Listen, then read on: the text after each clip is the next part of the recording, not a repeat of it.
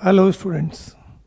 जैसा कि आप जानते हैं कि we are studying about the chapter solution, और सॉल्यूशन के अंदर आज जो अपन जो टॉपिक पढ़ने वाले हैं दोस्तों, this is about solubility. Solubility का मतलब ये हो गया कि जैसे आपके पास कोई भी सब्सटेंस है या सॉल्यूट है, वो सॉलिड फॉर्म में, लिक्विड फॉर्म में या गैसेस फॉर्म में है, तो उसका कितना अमाउंट आपके उस पर्टिकुलर वॉल्यूम के अंदर घुला हुआ है, वह क्या कहलाएगी, उसकी विलेयता। तो अपने पास ये भी कह सकते हैं कि ठोस की द्रव में विलेयता, एक तो अपन कहते हैं ठोस की द्रव में विलेयता, मतलब क्या हो गया, solubility of solid in liquid, solubility of solid in liquid.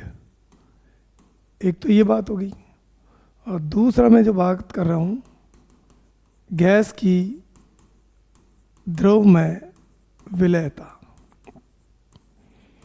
यहाँ पर अपन बात करेंगे दोस्तों, ये कहलाएगी सॉल्युबिलिटी ऑफ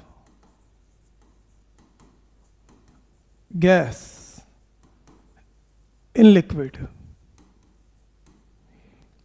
गैस की द्रव में विलेयता, ये दो चीज़ें हैं, और आप दोनों देख रहे हैं कि इन दोनों को अगर अपन बात करें कि ठोस की द्रव में विलेयता या गैस की द्रव में विलेयता, तो what are the factors which are affecting these two type of solute.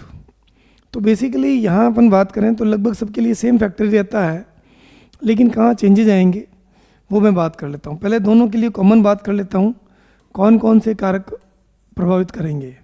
तो इनके जो फैक्टर्स जो रहेंगे, what are the factors, factors कौन कौन से हैं। पहला है nature of solute, nature of solute, solute की नेचर कैसी है, मतलब विलय की प्रकृति। दूसरा क्या है, नेचर ऑफ सॉल्वेंट, सॉल्वेंट की नेचर कैसी है, सॉल्वेंट कैसा है। तीसरा अपने पास जो रहेगा वो रहेगा भाई इसके अंदर टेम्परेचर, टेम्परेचर का क्या रोल रहता है। फिर अपन बात करेंगे डी, मतलब जो कॉमन आयन वगैरह, कॉमन आयन उसका क्या रोल है। और फोर्थ केसेस अगर अपन ले लें ई पॉइंट, तो वो मेरे पास क्या है, प्रेशर। लेकिन स्टूडेंट्स यहाँ आपको ये ध्यान रखना पड़ेगा कि ये जो आपके फैक्टर्स हैं, इसमें प्रेशर का फैक्टर जो रहेगा ये गैस के लिए, ओनली फॉर गैस, ये गैस के लिए एप्लीकेबल होगा और किसी के लिए एप्लीकेबल नहीं होगा, बाकी सारे सेम रहेंगे। तो यहाँ देखिए नेचर ऑफ सॉल्यूट और सॉल्वेंट का मतलब क्या हो गया, यहाँ केमिस्ट्री का एक कॉन्सेप्ट है लाइक डिजॉल्व्स लाइक, मतलब क्या हो गया, समान समान को घोलता है। लाइक डिजॉल्व्स लाइक, समान समान को घोलता है, मतलब ये हो गया कि अगर कोई भी सॉल्यूट और सॉल्वेंट दोनों की नेचर सेम है, तो वहाँ दोनों ही कंडीशन में सॉल्युबिलिटी क्या होगी, ज़्यादा होगी। जैसे एग्जाम्पल के तौर पर मैंने NaCl लिया इन वाटर, तो यहाँ आप लोग देखेंगे कि NaCl और वाटर के अंदर ये पानी के अंदर ही प्लस माइनस बनता है और इसमें प्लस माइनस बनता है, मतलब ये किस नेचर का, पोलर, ध्रुवीय है, और वाटर इज ऑल्सो पोलर। जब दोनों की नेचर सेम होती है दोस्तों, तो वो कहलाता है दोनों की सेम नेचर है, तो यहाँ सॉल्युबिलिटी क्या होगी, मैक्सिमम होगी।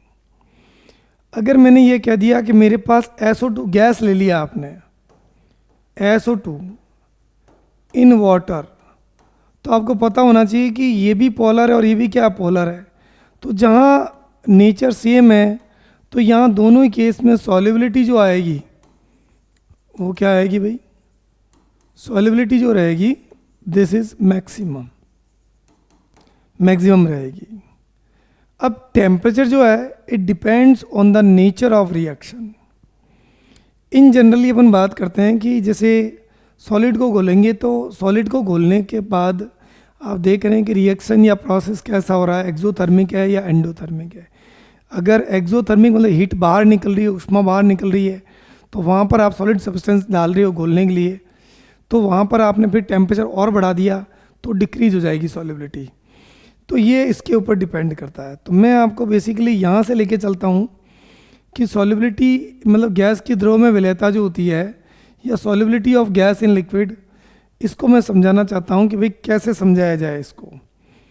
तो यहाँ बेसिकली अपन जो पढ़ रहे हैं वो अपने पास में है solubility of gas in liquid. तो यहाँ हेनरी लॉज वगैरह आ जाएगा, इसलिए यही पढ़ेंगे। तो पहला तो अपने पास में क्या हो गया, nature of gas and nature of solvent. तो यहाँ तो मुझे पता चल ही गया है कि भाई दोनों की अगर आपके सेम नेचर है तो सॉल्युबिलिटी क्या होगी, मैक्सिमम। सी फैक्टर अपने पास में कौन सा है, टेम्परेचर, टी। एक्चुअल में क्या होता है, जैसे ये गैस जो होती है ना, तो गैस के अंदर आपको पता है क्या होती है भाई, काइनेटिक एनर्जी होती है। और जब आप उस गैस को इसके अंदर डिसॉल्व करते हैं, मान लो ये आपके थम्स अप है, तो थम्स अप पेप्सी या कोका कोला जो भी है, तो आप देख रहे हैं कि इसके अंदर अगर आप CO2 गैस घोलना चाहते हैं, CO2 गैस, और आपने देखा होगा जितने भी सॉफ्ट ड्रिंक होते हैं दोस्तों, उनको डायरेक्टली क्या किया जाता है पता है, उनको अपन कहते हैं लो टेम्परेचर पर रखते हैं। लो टेम्परेचर पर क्यों रखते हैं, क्योंकि अगर आपने हाई टेम्परेचर पर रखा तो ये गैस जो होगी CO2 जो होगी वो क्या हो जाएगी, बाहर निकल जाएगी। तो उस सॉफ्ट ड्रिंक के अंदर CO2 की वजह से जो टेस्ट होना चाहिए वो होगा भी नहीं। तो बेटर क्या है, बेटर यही है कि अपन इसका टेम्परेचर क्या रखें, लो रखें। तो दोस्तों आपको ये एक ऐसा पॉइंट बताता हूँ जिससे बहुत सारे क्वेश्चन सही हो जाएंगे। जो सॉल्युबिलिटी ऑफ गैस जो रहेगी, सॉल्युबिलिटी ऑफ गैस, वो अपन ये कहते हैं कि अगर आपने टेम्परेचर बढ़ाया तो ये क्या हो जाएगी, डिक्रीज हो जाएगी। तो इसका मतलब ये हो गया कि अगर आप गैस के अंदर टेम्परेचर बढ़ाएंगे, एक्चुअली में ये प्रोसेस कैसा होता है, ये रिएक्शन कैसी होती है, जब इस गैस को घोलते हैं CO2 को पानी के अंदर, तो प्रोसेस कैसा होता है, एक्सोथर्मिक। अब आप एक्सोथर्मिक प्रोसेस के लिए अगर आपने टेम्परेचर बढ़ाया, टेम्परेचर क्या किया, बढ़ाया, तो उस कंडीशन के अंदर आपको पता होना चाहिए एक्सोथर्मिक रिएक्शन के लिए टेम्परेचर बढ़ाओगे तो वहाँ पर आपकी रिएक्शन बैकवर्ड चली जाएगी, अर्थात सॉल्युबिलिटी क्या होगी, घट जाएगी। तो ये अपने को ध्यान रखना है कि solubility of gas on increasing temperature decreases. ठीक है भाई, आगे चलते हैं। क्योंकि ये रिएक्शन कैसी होती है, ये एक्सोथर्मिक प्रोसेस होता है, और एक्सोथर्मिक पहले से हीट निकल रही है और आप और हीट दे रहे हैं, तो उसमें रिएक्शन बैकवर्ड चला जाएगा। सी हो गया। डी जो है, डी फैक्टर, वो अपन लेंगे बच्चों प्रेशर के बारे में।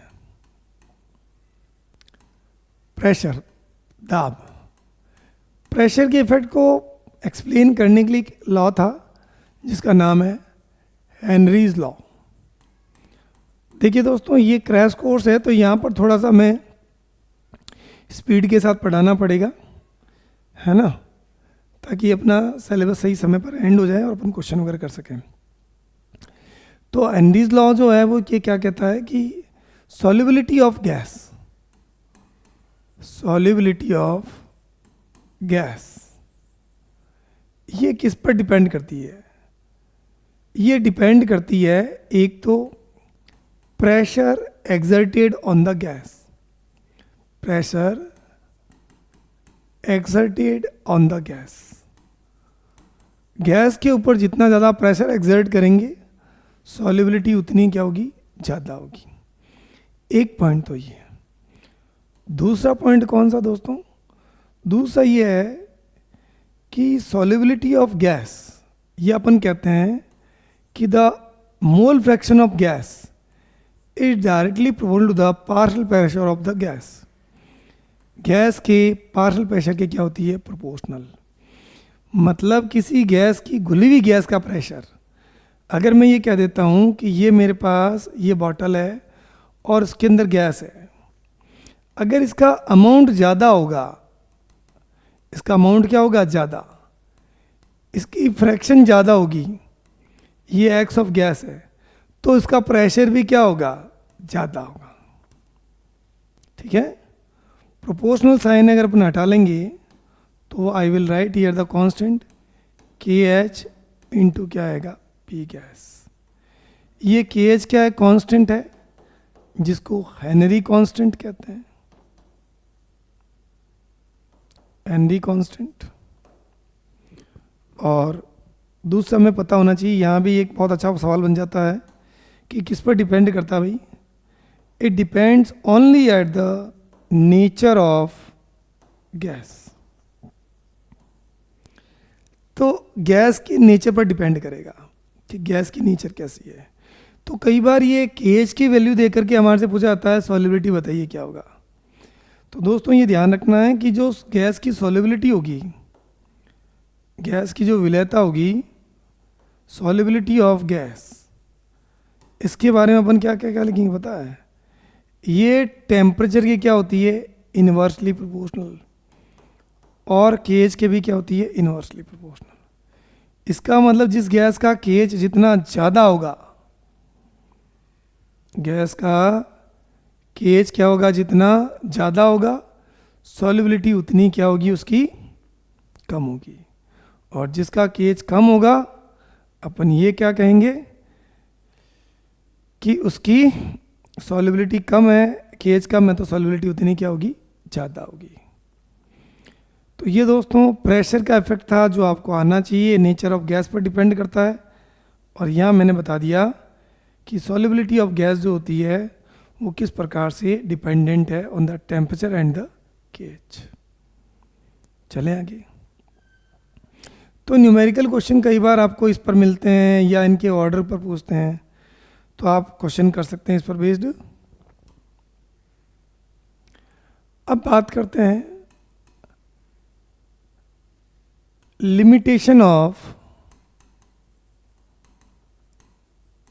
Henry's law. हेनरीज लॉ की लिमिटेशन क्या है, उसकी क्या क्या आपको पता होना चाहिए भी, क्या क्या सीमाएं क्या क्या है। तो उसकी पहली लिमिटेशन तो क्या है? Temperature should not be very low. कई बार क्या होता है ना कि अपन गैस की सॉल्युबिलिटी को अगर अपन सब एक्सप्लेन कर रहे हैं, आपने टेम्परेचर बहुत ज़्यादा लो कर दिया, तो आपको पता है जो गैस की काइनेटिक एनर्जी जो होती है ना, वो क्या होती है? 3/2 के इंटू टी। अगर ये बहुत लो है तो ये लो हो जाएगा, ये लो हो जाएगा तो गैस घुलेगी नहीं, ऑटोमेटिकली घुल जाएगी, प्रेशर का इफेक्ट तो रहेगा ही नहीं फिर उसमें। तो पहला पॉइंट तो ये है कि temperature T should not be very low, ये बहुत कम नहीं होना चाहिए, ताप जो है ना ये बहुत लो नहीं होना चाहिए। दूसरा ये प्रेशर जो है शुड नॉट बी, ये temperature should not B, temperature should not be very low. दूसरी बात क्या कहेंगे? Pressure should not B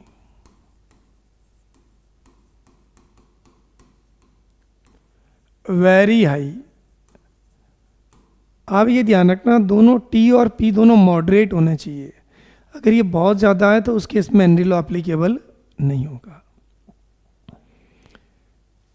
C case जो है, there should not be reaction between the gas and the solvent. क्या कहा? देयर शुड नॉट बी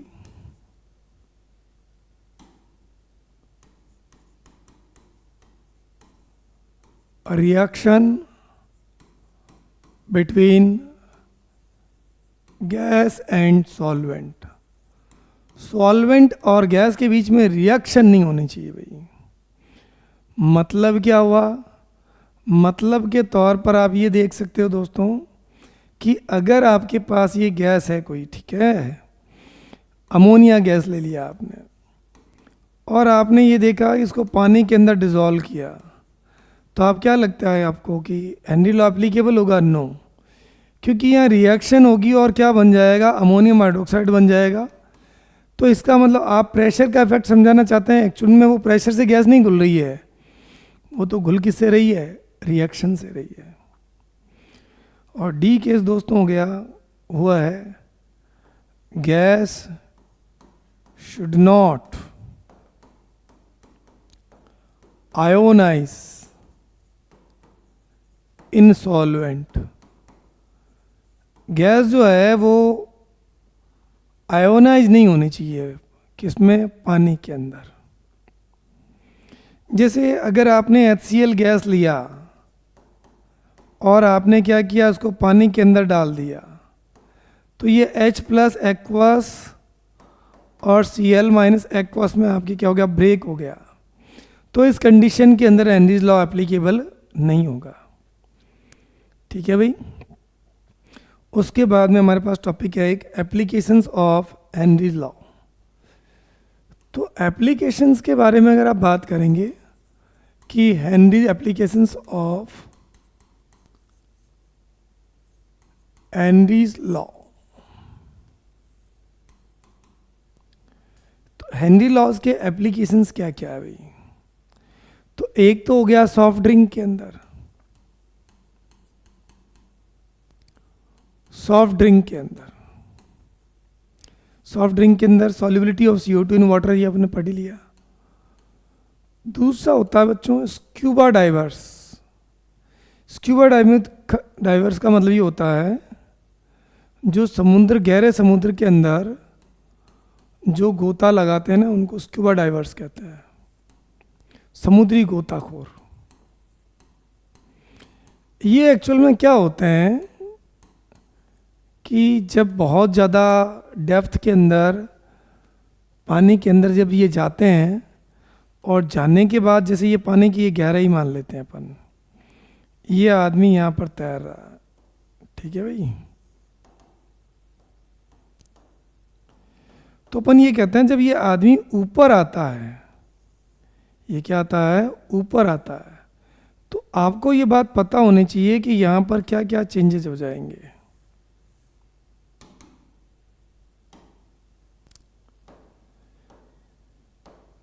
तो देखिए आप, इसमें चेंजेस ये हो जाएंगे कि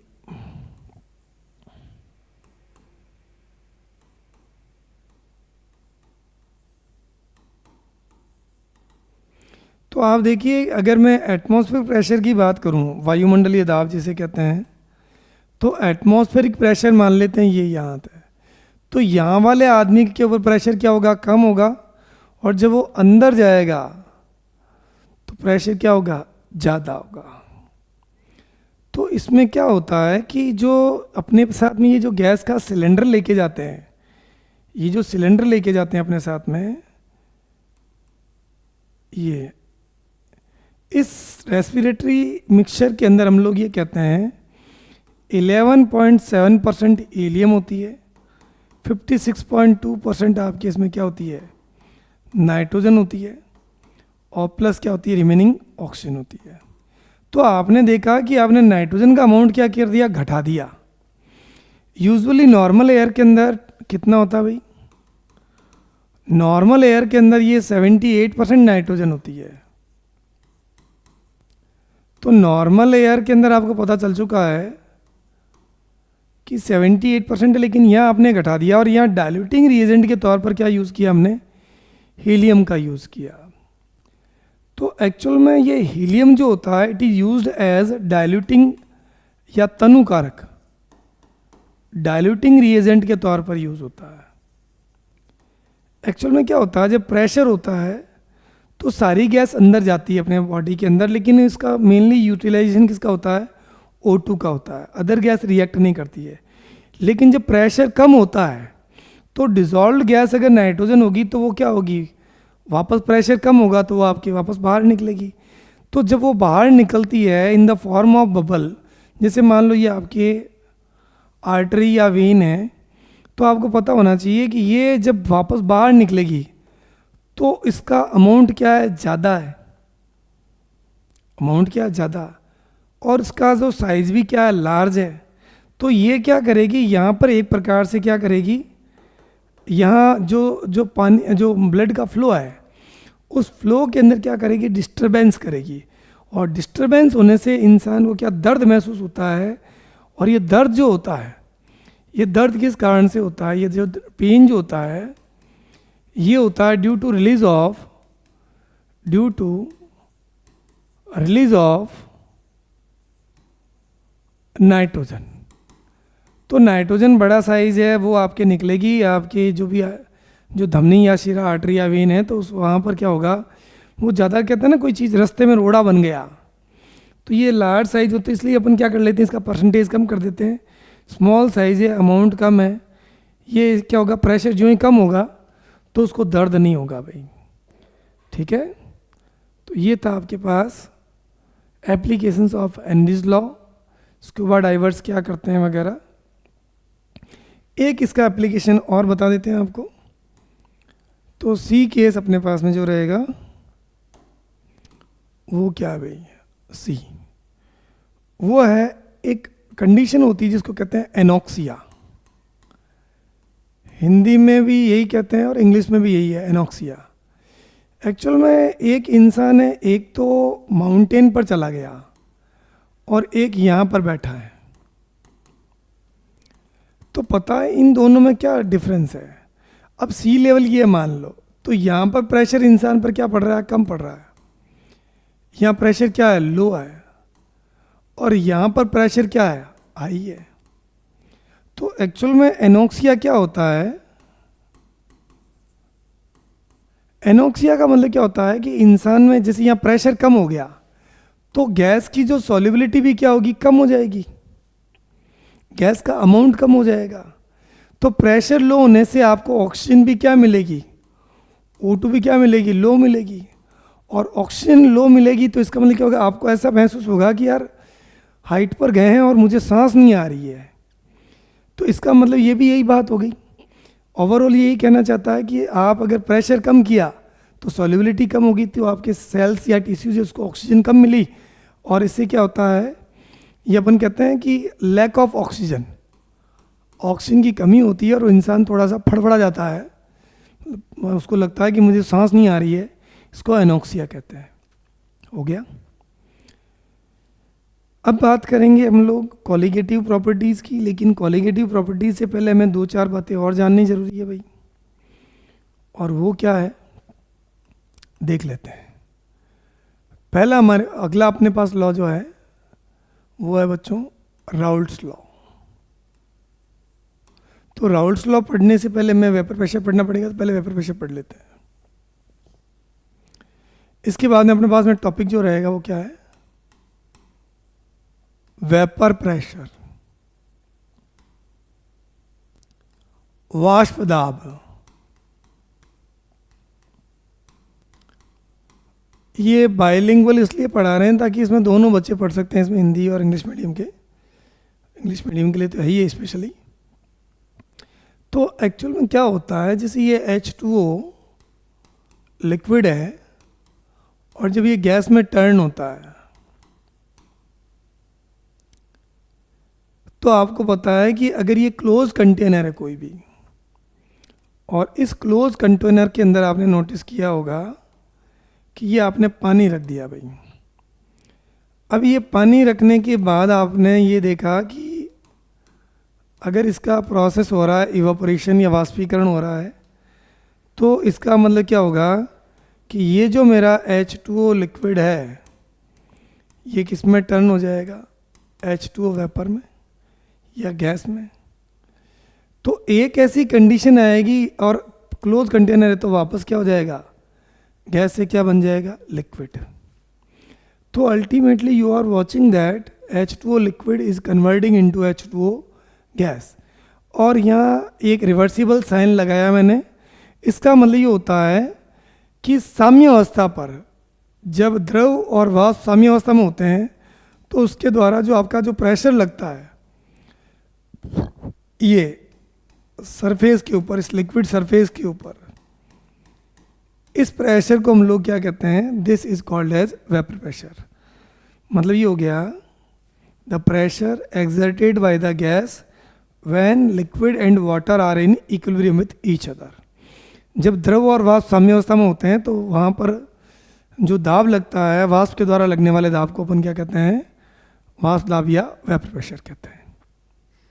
ठीक है, तो I am showing you this is the vapour pressure.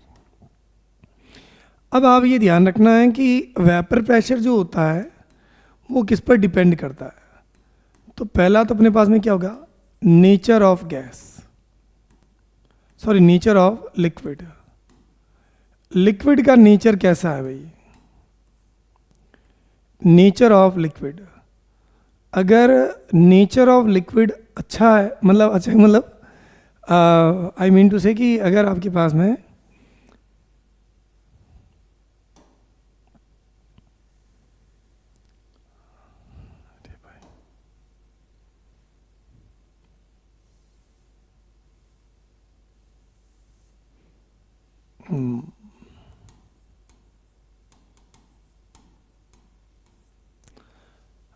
द्रव की प्रकृति, तो अब आपको ये देखना है कि वेपर प्रेशर जो होता है ना वो इंटरमॉलिक्यूलर फोर्स के क्या होता है, इन्वर्सली प्रोपोर्शनल। अंतराण्विक बल जितने ज़्यादा होंगे ना वेपर प्रेशर उतने ही क्या होगा, कम होगा। और अंतराण्विक बल जितने कम होंगे वेपर प्रेशर उतने ही क्या होगा, ज़्यादा होगा। अब जैसे मैंने एक एग्जांपल के तौर पर एक मैंने कह दिया भाई H2O लिक्विड है और एक मैंने ले लिया आपके बेंजीन ले लिया C6H6, ये भी लिक्विड है, ये भी लिक्विड है। अब मैंने पूछा बताओ दोनों में प्रेशर ज़्यादा किसका होगा, तो यहाँ मुझे पता है इसमें क्या होता है, हाइड्रोजन बॉन्ड होता है, और यहाँ पर हाइड्रोजन बॉन्ड क्या होता है, नहीं होता है। अब मैंने पूछा बताओ वेपर प्रेशर किसका ज़्यादा होगा, तो जहाँ पर इंटरमॉलिक्यूलर फोर्स से ज़्यादा, वाटर के मॉलिक्यूल आपस में क्या ये जुड़े हुए हैं, तो इस वजह से क्या हो जाएगा, इंटरमॉलिक्यूलर फोर्स ज़्यादा होंगे तो वेपर प्रेशर क्या हो जाएगा, कम हो जाएगा। तो यहाँ वेपर प्रेशर कम है लेकिन यहाँ पर वेपर प्रेशर क्या होगा, ज़्यादा। हाइड्रोजन बॉन्ड आपके यहाँ नो H बॉन्ड, यहाँ पर हाइड्रोजन बॉन्ड नहीं है। ठीक है, ये हो गया नेचर ऑफ गैस के बारे में। दूसरी अगर अपन बात करते हैं सरफेस एरिया, ये सरफेस एरिया पर डिपेंडेंट नहीं है भाई, ध्यान रखना। तीसरा मैंने क्या दिया, अमाउंट ऑफ मैटर। पानी ज़्यादा लिया तो क्या होगा या कम लिया तो क्या होगा, अमाउंट ऑफ लिक्विड, वो एवापोरेशन होगा लेकिन ये नहीं होगा। अमाउंट ऑफ लिक्विड, लिक्विड का अमाउंट कम है या ज़्यादा है, वेपर प्रेशर तो क्या रहेगा, उतना ही रहेगा, अर्थात उसमें चेंज नहीं आएगा। मतलब ये पर यूनिट एरिया होता है, per unit area. Per unit area के अंदर कैसे कितना लग रहा है उस पर डिपेंड करेगा। डी केस मेरे पास आ जाएगा, वो रहेगा shape of the container, shape of the container. Container की शेप मतलब पात्र का शेप कैसा है, तो इस पर भी ये डिपेंड नहीं करेगा। जैसे अगर मैंने ये कह दिया कि मैंने ये ऐसे ले लिया, एक मैंने ऐसा लिक्विड सरफेस ले लिया, है ना भाई।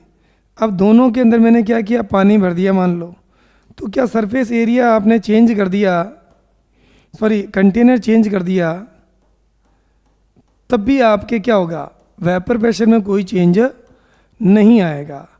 अर्थात चाहे ओवल शेप ले लो, स्क्वायर ले लो, कोई साइज में ले लो, पानी की मात्रा आप घटा दो बढ़ा दो क्या फ़र्क पड़ेगा, वेपर प्रेशर तो क्या रहेगा, उतना ही रहेगा। ये पर यूनिट एरिया के लिए कैलकुलेट किया जाता है। ठीक है भाई, नेचर ऑफ गैस के अंदर मैंने बता दिया, liquid, surface area, amount of liquid, लेकिन ये टेम्परेचर पर डिपेंड करेगा। ई जो फैक्टर जो रहेगा अपने पास में क्या रहेगा भाई, टेम्परेचर। तो ये आइडिया होना चाहिए कि वेपर प्रेशर अगर आप टेम्परेचर बढ़ाएंगे तो ये क्या होता जाएगा, जितना ज़्यादा टेम्परेचर होगा वेपर प्रेशर उतना ही क्या होगा, ज़्यादा होगा। तो ये अंडरस्टूड है कि these are the main factors और the parameters which are affecting the vapour pressure.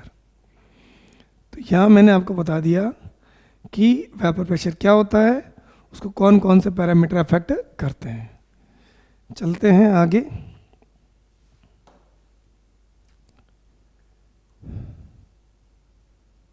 ठीक है, नेक्स्ट है अब अपने पास में दो प्रोसेस बताते हैं आपको, और वो प्रोसेस क्या है, एक तो है दोस्तों, जैसे अगर अपन सॉलिड को मेल्ट करके उसका लिक्विड बनाते हैं तो उसको क्या कहते हैं, और लिक्विड से जब अपन वेपर या अपन उसकी गैसियस फॉर्म बनाते हैं तो उसको क्या कहते हैं। तो सॉलिड से जो आप लिक्विड बनाओगे this is called as solidification, sorry उल्टा लिख दिया मैंने, this is called as melting, this is called as melting. इसको हम लोग क्या कहेंगे, मेल्टिंग कहेंगे भी, है ना। This is called as melting, गलना कहते हैं इसको। और लिक्विड से गैस जो होता है इसको हम लोग कहते हैं इवापोरेशन या वाष्पीकरण कहते हैं। गैस को लिक्विफाई करेंगे तो आपको पता है ये लिक्विफिकेशन कहलाएगा, हिंदी में इसको द्रवीकरण कहते हैं, लिक्विफिकेशन।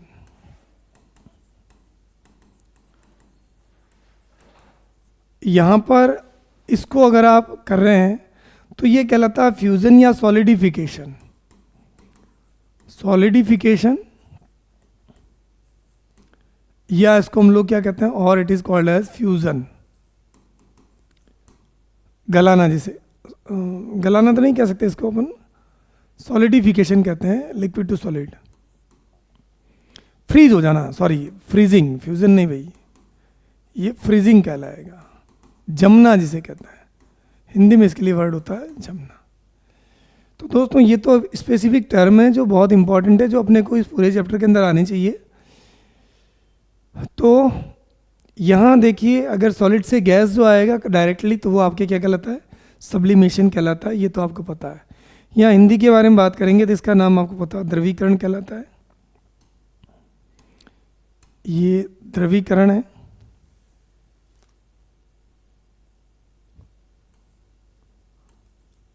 और वो आपके वाष्पीकरण, ये मेल्टिंग या इसको कहते हैं गलना। तो this was all about related to the terms which are going to be use in your next topic और द चैप्टर। तो ये मैंने बता दिया है, और अब अपन बात करेंगे वो इम्पॉर्टेंट टॉपिक है, this is about the Raoult's law. तो राउल्ट्स लॉ के बारे में बात करेंगे, राउल्ट्स लॉ क्या है और इसके बारे में। राउल्ट्स लॉ, राउल्ट का नियम। अब राउल्ट का नियम जो है वो बेसिकली दिया किसके लिए गया था, ये दिया गया था कि भाई अपने पास में किस टाइप का सॉल्यूशन है। तो यहाँ अपन राउल्ट्स लॉ जो है, दो टाइप के सॉल्यूशन होते हैं, उन दोनों के लिए अलग अलग कैसे लिखा जाता है। एक्चुअल में इसका जो लिंक है, this is directly related to the solution, related to the solution, ये सॉल्यूशन से रिलेटेड है, मतलब है ना। जबकि हेनरी लॉ जो था, this was related to the solubility of the gas in liquid. तो इसमें पहली जो अपन बात करने वाले हैं वो अपने पास में ये रहेगा, वो है for non volatile solute in the solution, for non volatile non volatile solute in solution. मतलब अगर आपके पास कोई अवाष्पशील अनअपघट्य है, अवाष्पशील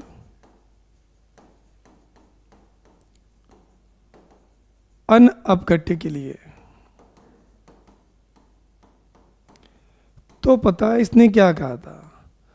अवाष्पशील अनअपघट्य का मतलब ये हो गया कि अगर आपके पास ये कोई, नोटिस किया होगा आपने, सॉल्वेंट है और उसके अंदर आपने मान लीजिए कोई ग्लूकोज जैसा सब्सटेंस मिला दिया, तो ग्लूकोज एक ऐसा सब्सटेंस है जो आयोनाइज नहीं होता है, और इसके साथ ही आपको पता होना चाहिए it does not form the vapour, ये वेपर नहीं बना रहा है। तो दोस्तों यहाँ देखिए, ये ग्लूकोज मैंने जब इसके अंदर डाला तो आपको पता है कि जब ये ग्लूकोज इसके अंदर जाएगा तो पता है क्या होगा, यहाँ ऐसा होगा कि ये जो वाटर के मॉलिक्यूल है और वेपर के मॉलिक्यूल है, they will surround the glucose particles. तो जिससे यहाँ पर जो आपके पास ये जो वाटर के मॉलिक्यूल जो हैं, जिनकी वेपर जो है जो बन रही थी, वो क्या हो जाएगी, इसका जो प्रेशर जो लग रहा था because of these glucose molecules, वो थोड़ा कम हो जाएगा। तो अल्टीमेटली हमारे पास इसका स्टेटमेंट यही है कि अगर आपके पास प्योर सॉल्वेंट है तो इसका प्रेशर ज़्यादा होगा, और अगर आपने इसमें ग्लूकोज वगैरह मिला दिया तो number of molecules over the surface area is decrease, hence its pressure is decreased, pressure भी घट जाएगा भाई, ठीक है। तो मैं ये कह सकता हूँ कि pressure of the solution is directly proportional to the, क्या लिखेंगे, मोल फ्रैक्शन ऑफ सॉल्वेंट। मतलब ये हो गया कि जो प्रेशर ऑफ द सॉल्यूशन जो है वो जितना ज़्यादा आपके उसके अंदर सॉल्वेंट का फ्रैक्शन होगा, सॉल्वेंट का फ्रैक्शन जितना ज़्यादा होगा, हम लोग ये कहेंगे उसका प्रेशर उतने क्या होगा, ज़्यादा। तो यहाँ देख रहे हैं ये जो आपको ग्रीन कलर में जो दिख रहे हैं, these are the solvent particle, अगर उसके नंबर ज़्यादा है तो उसका प्रेशर ज़्यादा होगा, और बीच बीच में अगर ग्लूकोज मॉलिक्यूल आ गए तो प्रेशर क्या होगा, डिक्रीज हो जाएगा। तो if I remove the proportional sign I will find here P is equal to क्या हो गया, P naught of solvent into x of solvent. मतलब ये हो गया कि भाई सॉल्वेंट का पार्टिकल जितना ज़्यादा होगा उसका प्रेशर भी क्या होगा, उतना ही ज़्यादा होगा। तो ये तो हो गया जब मैंने ग्लूकोज मिलाया। सिमिलरली अगर if I use here the volatile liquid, अगर मैं आपके पास में वॉलेटाइल लिक्विड का यूज़ करता हूँ, मतलब ये हो गया for volatile liquid, for volatile liquid, अगर आपके पास वाष्पशील द्रव है, वाष्पशील द्रव के लिए, तो पता है क्या होगा इसमें, इसमें ऐसा होगा जैसे मान लीजिए आपने यहाँ पर ये जो मैं बना रहा हूँ, इसमें एक तो कॉम्बिनेशन ले लिया मैंने किसका भाई, वाटर जो बहुत कॉमन है, ये ग्रीन जो आपके डॉट्स दिख रहे हैं these are the water molecule. और अब मैं क्या कर रहा हूँ, आपका फेवरेट, अक्सर बच्चे कहते हैं सर अल्कोहल ले लो, अल्कोहल ले लो, तो यहाँ मैंने क्या ले लिया, H2O के साथ में मैंने अल्कोहल ले लिया। तो आपको पता है दोनों की, आपके दोनों वॉलेटाइल लिक्विड है, दोनों की वाष्प बनती है। तो ये मैंने क्या कर लिया इसके साथ में, this is the combination of alcohol. तो बच्चों यहाँ नोट करेंगे आप कि ये जो आपने वाटर और अल्कोहल लिया है, तो मान लीजिए यहाँ पर ये मैंने, ये जो आपके white, it is showing the vapour pressure of what, alcohol, and यहाँ पर मैंने ये जो ग्रीन पेन से जो शो कर रहा हूँ, it is the vapour pressure of water. तो अब आपको आइडिया लग चुका है कि जहाँ पर ग्रीन पार्टिकल ज़्यादा है तो इसका मतलब इसका अमाउंट ज़्यादा है, अमाउंट ज़्यादा है तो इसका प्रेशर भी क्या होगा, ज़्यादा होगा। तो यहाँ हम लोग एक ही बात करेंगे कि भाई जो प्रेशर ऑफ गैस है this is directly proportional to the x of gas. मतलब क्या हो गया, जो आपके पास में गैस है या जो वेपर है जिसका फ्रैक्शन ज़्यादा होगा उसका प्रेशर भी क्या होगा, ज़्यादा होगा। फाइनली अगर मैं इसको फाइंड आउट करूं तो ये हो जाएगा P naught of gas into क्या हो जाएगा, एक्स ऑफ गैस। अगर मुझे टोटल निकालना है और आइडियल सॉल्यूशन है तो अगर मान लो हमने इसको मान लिया ए कंपोनेंट और ये मान लिया बी कंपोनेंट, ये आइडियल नहीं है, लेकिन जो पी टोटल जो आएगा, पी टोटल वो आपको पता होना चाहिए, this is the pressure of A plus pressure of B, जो किसके लिए होगा, for ideal solution. Ideal solution का मतलब क्या हो गया, आदर्श विलयन। तो दोस्तों अभी तक हमने जो बात की थी, राउल्ट्स लॉ यही कहता है कि जिसका आप वेपर बना रहे हैं उसका अमाउंट अगर ज़्यादा है तो ऑब्वियसली उसका प्रेशर भी क्या होगा, ज़्यादा होगा, और अगर उसका अमाउंट कम है तो उसका प्रेशर भी कम होगा।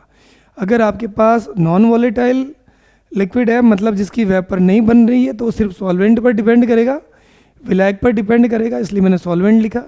और अगर आपके पास वॉलेटाइल लिक्विड है तो this will depend in the both the amount of matter, कि वो कितना है भाई, उसका फ्रैक्शन कितना है, उसके ऊपर डिपेंड करेगा। तो ये आपके पास आ गया राउल्ट्स लॉ के बारे में कि राउल्ट्स लॉ क्या होता है, क्या नहीं होता है। अगर अपन इसको ग्राफिकली डिनोट करें दोस्तों तो कैसे आएगा, तो अपन बात कर लेते हैं दोनों ग्राफ फॉर ए के लिए ग्राफ। ए का मतलब क्या हो गया, जो नॉन वॉलेटाइल है, अवाष्पशील है, उसके लिए कैसे आएगा। आपको मैंने एक बात बताई थी कि कोई भी सॉल्यूशन होता है, उस सॉल्यूशन का जो टोटल मोल फ्रैक्शन जो होता है हमेशा कितना होता है भाई, 1 होता है। अब मान लीजिए मैंने ये ले लिया, ये लो भाई, तो यहाँ पर तो मेरा क्या है, मोल फ्रैक्शन है, और इधर मेरा क्या है, वेपर प्रेशर है। तो आपको पता होना चाहिए कि जैसे जैसे ये एक्स ऑफ सॉल्वेंट ले लेता हूँ मैं, एक्स ऑफ सॉल्वेंट,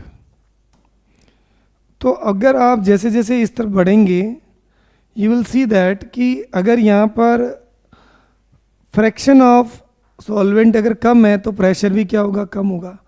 जैसे जैसे आपने देखा x of solvent is equal to, अगर आपने 1 कर दिया तो यहाँ पर आपके जो फॉर्मूला था P S is equal to क्या था भाई, पी नॉट ऑफ सॉल्वेंट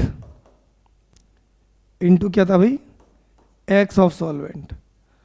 अगर आपने x की वैल्यू 1 कर ली तो पी एस मेरा किसके बराबर हो जाएगा, ये जो वेपर प्रेशर ऑफ सॉल्यूशन जो लिया आपने, ये किसके बराबर हो जाएगा, this will be equal to P not.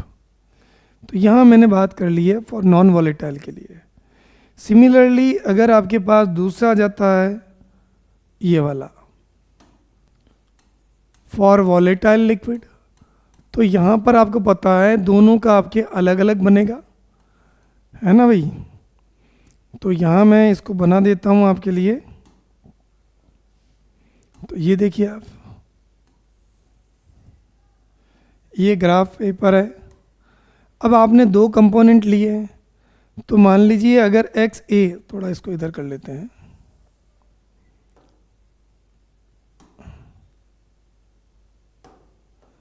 X of solvent, तो यहाँ 2 कंपोनेंट एक्स ए या मैंने 0 मान लिया, तो एक्स बी की वैल्यू क्या मान लूँगा, 1।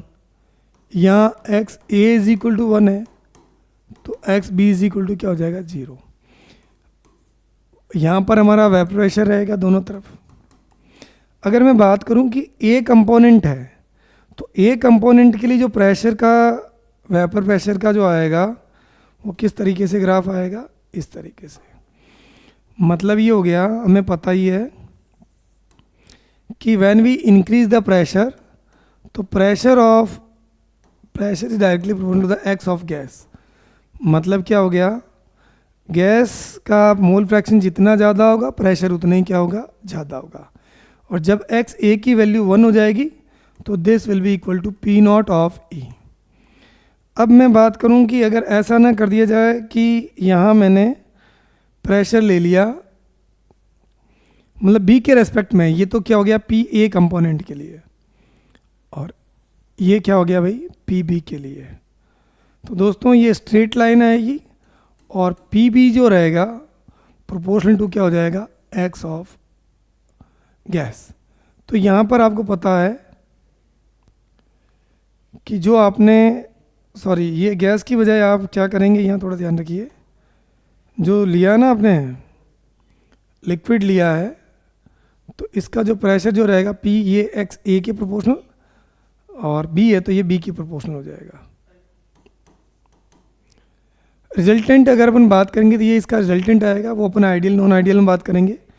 और यहाँ पर आपने देखा जब एक्स बी की वैल्यू 1 हो गई तो this is equal to P naught of B. तो वॉलेटाइल और नॉन वॉलेटाइल के लिए मैंने बता दिया कि ग्राफ अगर आपको दिया हो उसको आइडेंटिफाई करना हो तो कैसे करेंगे। फॉर वॉलेटाइल लिक्विड के लिए ये जो हमने गैस गैस लिखा है दोस्तों, ये हेनरी लॉ के लिए नहीं है, ये गैस का मतलब ये हो गया कि गैस उसका अमाउंट कितना है। ये एक्स आपने अगर ए लिया है तो इसको आप ए लिख दीजिए और बी लिया तो आप इसको बी लिख देना, ठीक है। तो दोस्तों इसी के साथ ही आपसे विदा लेते हैं, अगले लेक्चर में फिर मुलाकात होगी। तब तक के लिए keep study keep watching, thank you.